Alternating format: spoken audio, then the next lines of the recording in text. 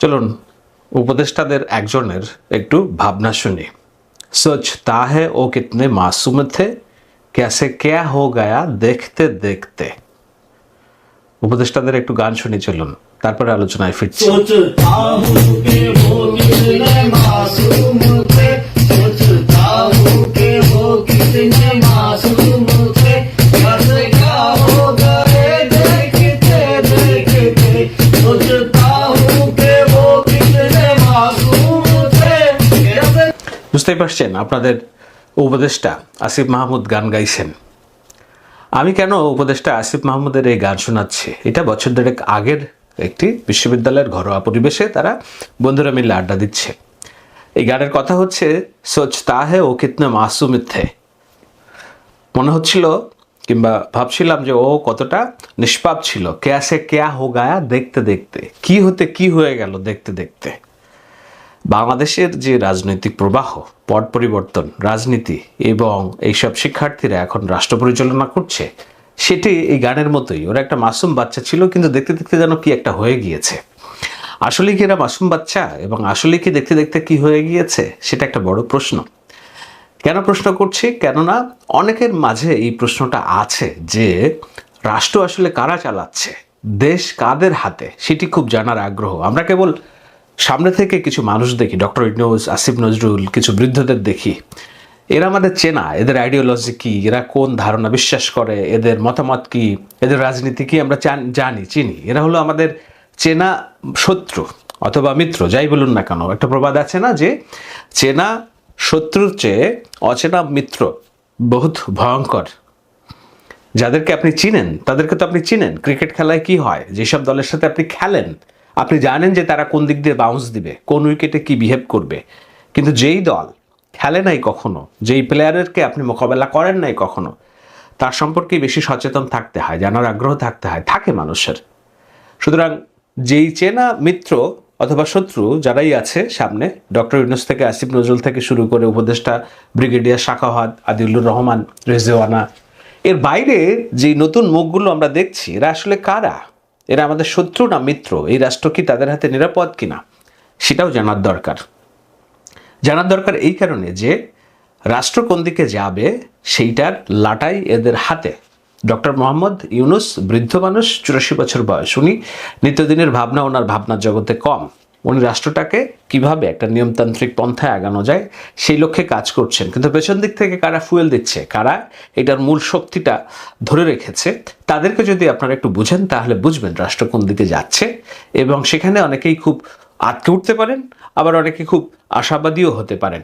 আমি আমার নিজের ভাবনার জায়গাটা পরিহার করে কেবল বাস্তবতাটা একটু বোঝানোর জন্যই আজকের আলোচনা।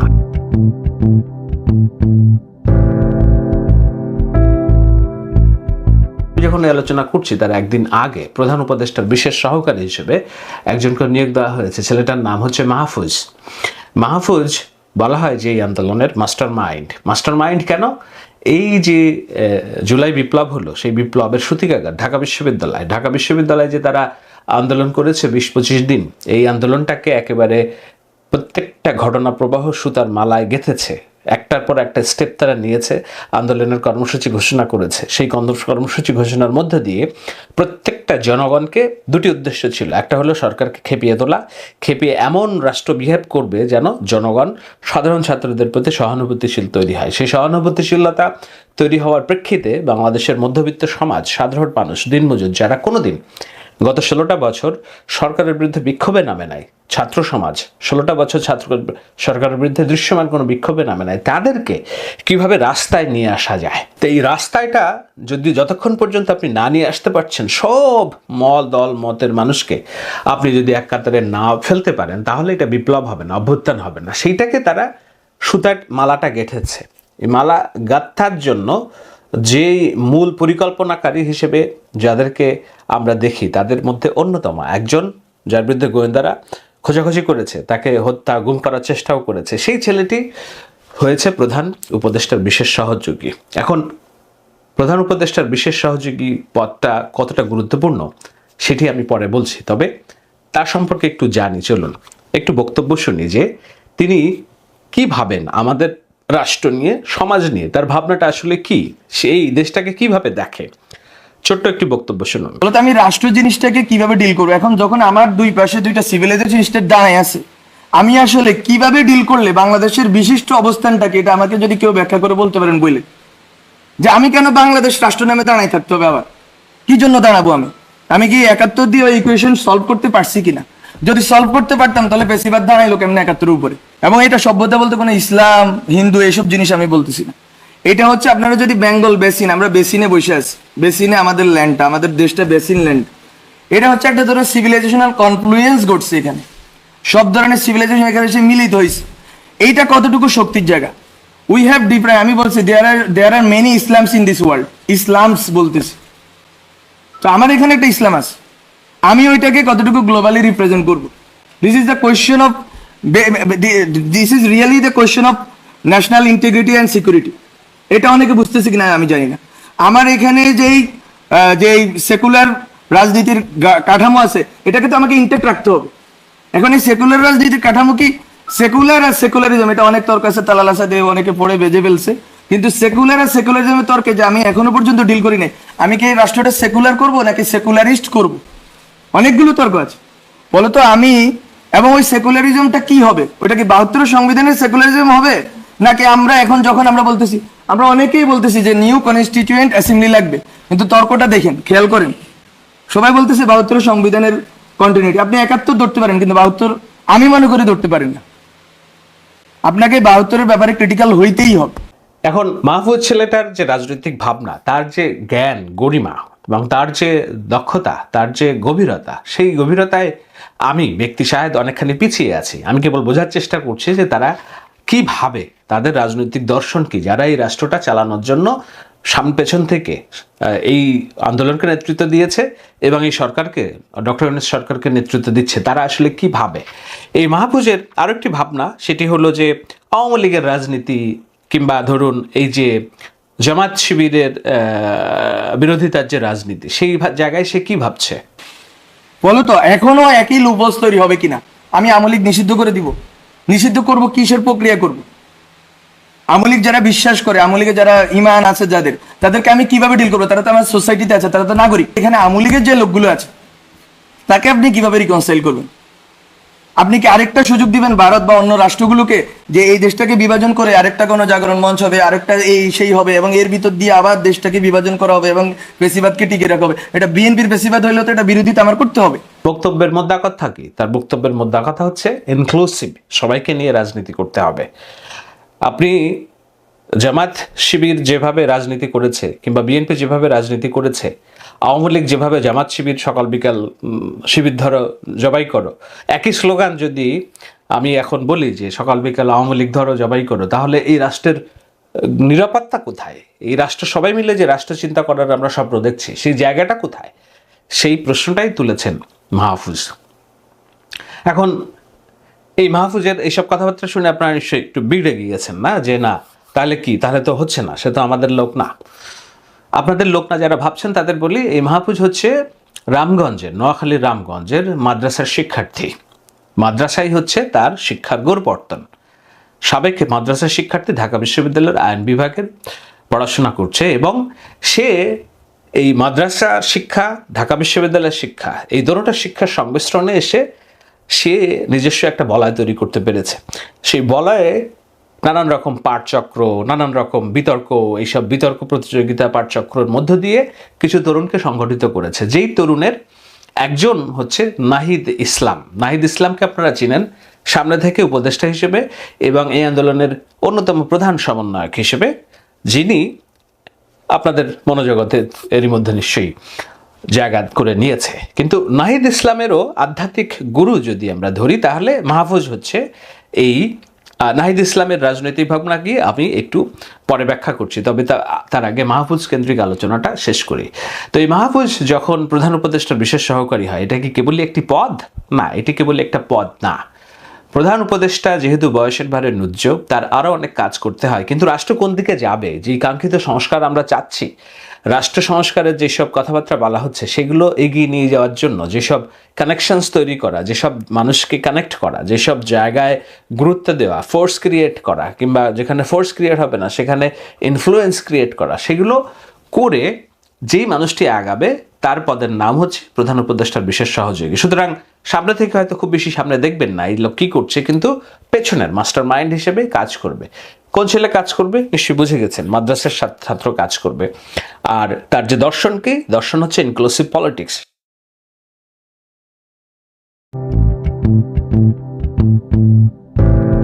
বারবার বলেছি যে এই আন্দোলন যেহেতু পরিচালনা হচ্ছে, শুরুতেই একবার বলেছেন যে ভাষাগত এবং আন্দোলনের যে নাম, এই নামগুলো নিয়ে অনেকেই অনেক রকম প্রশ্ন তুলেছিলেন। যেমন আমাদের প্রিয় ইউটিউবার পিনাকি ভট্টাচার্য, তিনি প্রশ্ন তুলেছিলেন যে এই যে ব্লকেড শব্দগুলো তো আমাদের দেশীয় শব্দ না, এটা ইন্ডিয়ান শব্দ। সেটি আমি কোথা থেকে জেনেছি? আমি জেনেছি এই মাহফুজের ওয়াল থেকে। সেখানে তিনি এটিকে শুরু থেকে ছাত্র আন্দোলনের যে মোটিভ, সেই মোটিভ এবং এটা সফলতা নিয়ে যে প্রশ্ন তুলেছিলেন, সেটাকে তিনি ডিফেন্ড করছেন কোন ভাষায়, সেটি যদি আপনারা একটু পড়েন, যে ভাষাটাকে আপনার পরিচিত বাংলা ব্লকেড, আমার তো মনে হয় আবার সন্দেহের বাতিক আছে, আপনারা জানেন। আর ভাষা নিয়ে, ভাষার ব্যবহার নিয়ে আমার কিঞ্চিত সিনিক্যাল আচরণ আছে। বাংলা ব্লকেড এই কথাটা একজন বাংলাদেশির মাথা থেকে বাইর হবে না। বিদ্যানন্দের মাংস আহার এইসব কথা কোথা থেকে আসতে। আচ্ছা, আবার এরকম না তো হাসিনাকে চীন সফরের চাপ দিয়ে দেখানো, লাইনে থাকো নাইলে কিন্তু খাদায়া দিব, আর মাথায় আসলো হুট করেই বাংলা ব্লকেট কথাটা দেখে যে ব্লকেট শব্দটা ওভারওয়েলমিংলি ইউজ করা হয় কলকাতায়। একটা রেফারেন্স দিলাম কমেন্টস বক্সে। ভাষা নিয়ে আমার এই সিনিক্যাল আচরণ কিন্তু আমার দোষ না, সব দোষ চমস্কির আর পিএইচডি রিসার্চ মেথড ক্লাসের, আমারে দোষ দিয়েন না। তো এইটার আমাদের প্রিয় পিনাকি ভট্টাচার্যের যে লেখা, সেইটাকে সে শেয়ার করেছে তার ওয়ালে, এবং ওয়ালে শেয়ার করে কিভাবে এইটা প্রত্যুত্তর লিখেছে সেইটা একটু আপনাদের পড়ে শোনায়, তাহলে আপনার বুঝতে সুবিধা হবে যে কারা আমাদের এই দেশ চালাচ্ছে, তাদের মগজের ভেতরে কি আছে। সে লিখছে যে হাস্যকর এই সিনিকের দাবি, সিনিক মানে হচ্ছে যে সেনেকাল, অর্থাৎ সব কিছুকে যে সন্দেহের বাতিকগ্রস্ত হিসেবে দেখে, সব কিছুকে অস্বীকার করে। তো সেখানে লিখছে হাস্যকর এই সিনিকের দাবি, ইংরেজিতে অবরোধকে তো ব্লকেডই বলে নাকি। প্রথম কমেন্টে তার রেফারেন্স যে সিপিবির প্রোপাগান্ডুপনা, এটা বুঝতে কি পিএইচডি মেথোডোলজি লাগে? আর কাদের বিরুদ্ধে সে ভারত বিরোধিতা নিয়ে খাড়া হইতে চায়? যারা ভারত বিরোধিতা করে জেল খাটছে, এক্সক্লুডিং নুরুল মশাই অ্যান্ড গং, যাকে সিএএ প্রশ্নে আমরা শক্তিশালী অবস্থানে পাই নাই। মাহফুজ প্রশ্ন রেখেছে, সেটা হচ্ছে যে ভারত বিরোধিতা করে যারা জেল খেটেছে, কাদের বিরুদ্ধে সেই ভারত বিরোধিতা নিয়ে খাড়া হইতে চায়? কার কথা বলছে? পিনাকি ভট্টাচার্যের কথা বলছে।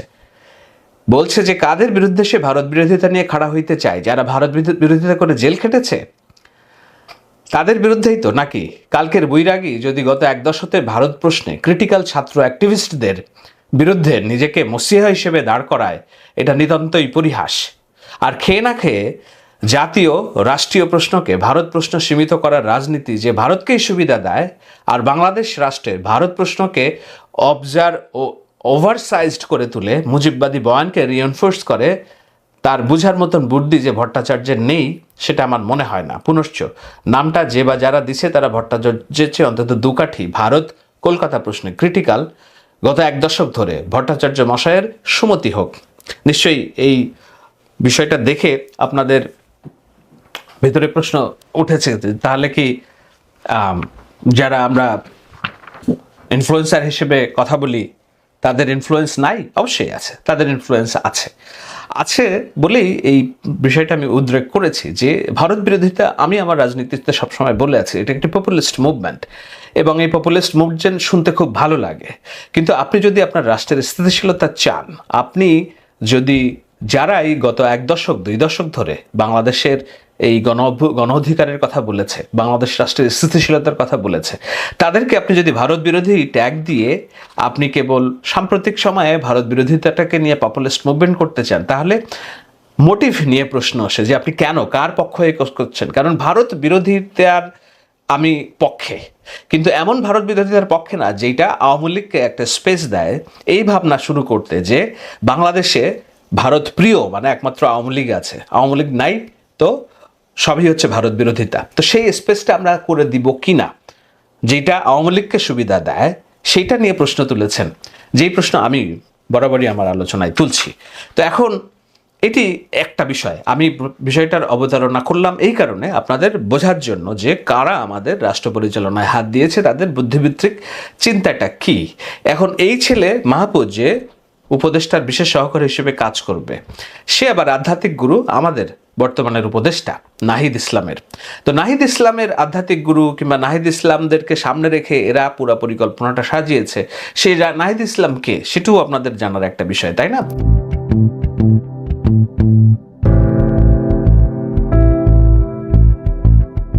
গত বছরে একটি আলোচনা দেখছিলাম নাহিদ ইসলামের, সে তত্ত্ব নিয়ে কথা বলছে, থিওরি।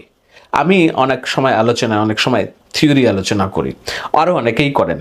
সেই তত্ত্ব নিয়ে কথা বলছেন, একটা জায়গায় যেয়ে তিনি বলছেন যে যেই সব তত্ত্বকে কেন্দ্র করে, ন্যারেটিভকে কেন্দ্র করে, বয়ানকে কেন্দ্র করে আমরা সমাজকে দেখি, সেসব তত্ত্বগুলো অধিকাংশ ক্ষেত্রেই ইউরোপিয়ান এবং আমেরিকান, যেটার সাথে আমেরিকান যে জনগোষ্ঠী আর আমাদের যে জনগোষ্ঠী, এটার বিস্তর ফারাক।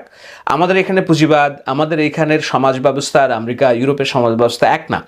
সুতরাং যেই সব তত্ত্ব আমরা পশ্চিমা তত্ত্ব দিয়ে আমাদের জনগোষ্ঠীকে, আমাদের রাজনীতিকে ডিফাইন করতে যেয়ে যখন দেখি আমরা কাজ করছে না, সেখানে আমাদের খড়গ বাঁধে এবং আমরা পশ্চিমা তত্ত্বকে আমাদের জনগোষ্ঠীর তত্ত্বের ধাঁচে ফেলতে চাই, সেখানেই সমস্যা।